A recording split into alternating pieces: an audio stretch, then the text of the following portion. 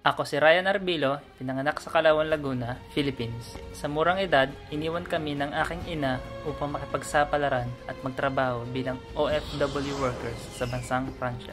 Iniwan niya kami sa piling ng irresponsable at malupit na ama. Nagtrabaho ako bilang assistant sa isang hair salon sa Manila. Sa edad na 22 anyos, natagpuan ko pa rin dito sa Paris ang pagmamahal at kalinga ng aking ina na ngayon unti-unting bumabalik. Namangha ako sa kakaibang ganda ng lugar na ito na nag-adyok sa akin bilang maging photographer artist.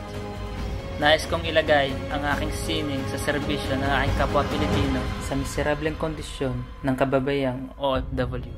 Ang mga larawang ilulusad ko sa kauna-unahang pagkakataon ng aking exhibit nagaganap sa September 16, 2016 sa La Maison Europeenne de la Photographie. Maraming salamat sa inyo, mga Pilipina dito sa Paris. In-inspired niyo ako, ginawa niyo ako isang Filipino international artist.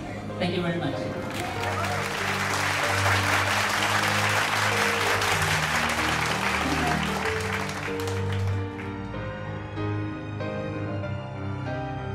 Hindi ko inaasahan na ganito ang makikita ko dahil pagpasok ko, iba na kagad ang naramdaman ko, medyo sige lang, tuloy. bukod lang maraming emosyon.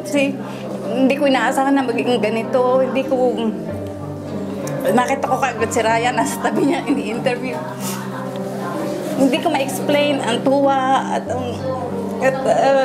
being fair para sa kanya.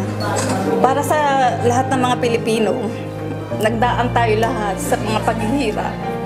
Yung mga kasabayan ko, lahat kami nagdaan sa paghihirap. Ngayon, yung mga latest, mga bagong dating na, may mga tumutulong na sa kanila.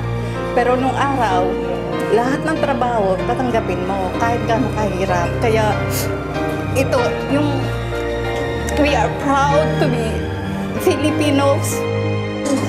This photo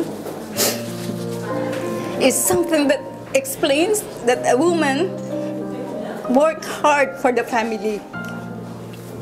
But I'm very, very happy and very proud of him.